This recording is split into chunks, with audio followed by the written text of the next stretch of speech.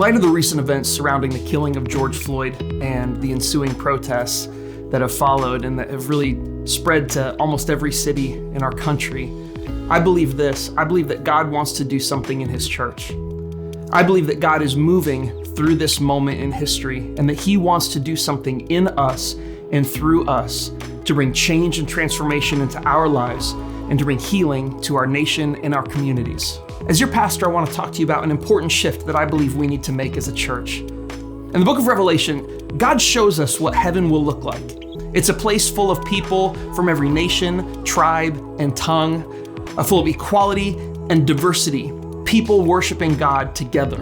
I love that God has given us this picture of the end at the beginning. That at the very beginning of the church getting started, God gave us a portrait of what it's going to look like someday.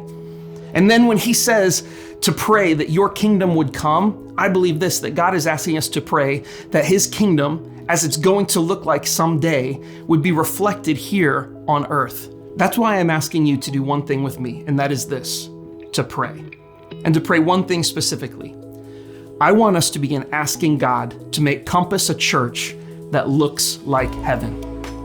I want us to begin asking God specifically and regularly to make Compass a church full of diversity, full of different voices, different faces, different backgrounds.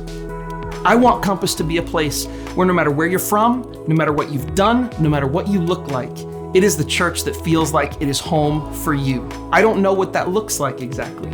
I don't know what changes that entails for us.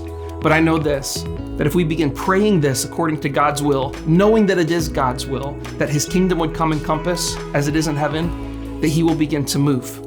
And that Compass can be a place of reconciliation, of healing, and of hope for everyone, no matter your background, no matter what you look like, no matter what you come from, or no matter what you have.